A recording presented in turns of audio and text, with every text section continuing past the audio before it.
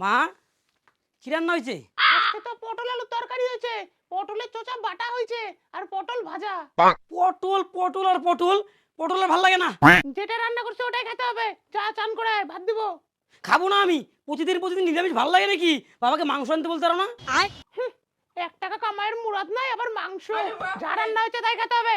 খাবো না আমি নিরামিষ, আমি এখন ডিম আনে দিচ্ছি, ভাজা দেয় ওটা দিয়ে ভাত খাবো। ডিম আনবি, টাকা কোথায় পাবি? টাকার চিন্তা তোমাকে করতে হবে না, ডিম আনে দিচ্ছি, তুমি ভাজে দিও, বাবার নামে বাকি নিয়ে নিবো। বাকি করে নিবি? তোর বাবা যদি জানে তাহলে কিন্তু তোকে ঝাঁটা পিটা করে বাড়ি থেকে বের করে দিবে। বার করে দেখ, থাকবো না আমি। এই প্রতিদিন প্রতিদিন নিরামিষ খাবার থেকে বাইরে থাকা ভালো। এখনো বলতেছি আলু পটলের তরকারিটা খাই নে, রসা কষা করে করছি একদম মাংসের মতন। দাদা এরা ডিম দাও তো। পচা ডিম নিবি না ভালো ডিম?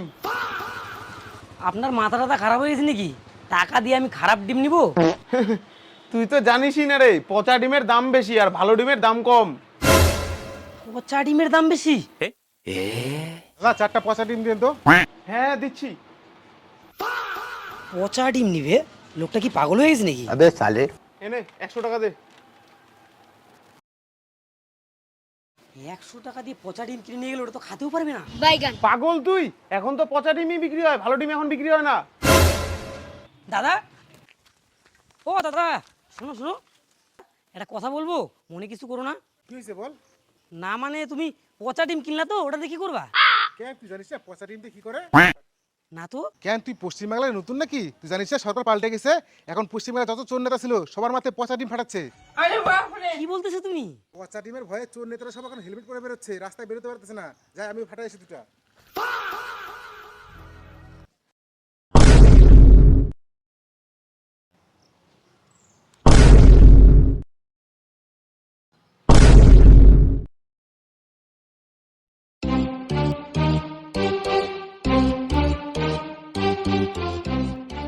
টা ভালো ডিম নিয়ে নিছি, এগুলা পচায়ে বেশি দামে বিক্রি করব, সেই আইডিয়া।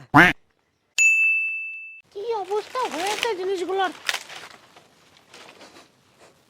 এত পচা গন্ধ কিসের বেরোচ্ছে?